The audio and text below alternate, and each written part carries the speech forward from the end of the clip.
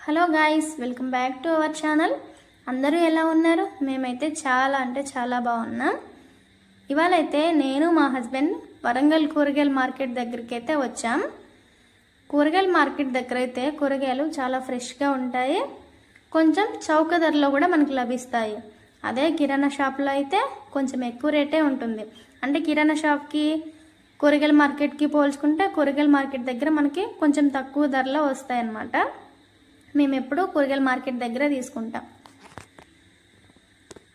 కూరగాయలు అన్నీ తీసేసుకున్నాం. మా హస్బెండ్ మొత్తం కవర్లో వేసాడు. అయితే నేను కూరగాయలు తీసుకునే టైంలోనే ఒక అమ్మమ్మ వచ్చి అమ్మ తోటకూర 6 కట్టలే ఉంది, తీసుకో అమ్మ అనేసి అన్నది. ఓకే అని నేను కూడా తీసుకున్నాను. తోటకూర 20 రూపీస్కి 6 కట్టలు ఇచ్చింది. అయితే అమ్మమ్మ దగ్గర ఫోన్పే లేదు, మా దగ్గర క్యాష్ లేదు. అయితే కూరగాయలు తీసుకున్న అన్నయ్యకి ఫోన్పే చేసి క్యాష్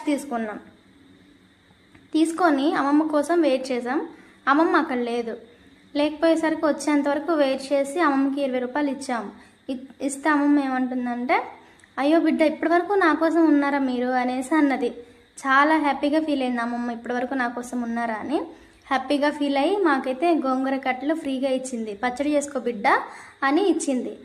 నాకైతే ఈ రోజుల్లో కూడా ఇలాంటి వాళ్ళు ఉన్నారా అని నేనైతే ఆశ్చర్యపోయాను. నాకు కూడా చాలా హ్యాపీగా అనిపించింది. అమ్మమ్మ అలా గోంగూర కట్ట ఇవ్వడం చాలా హ్యాపీగా అనిపించింది.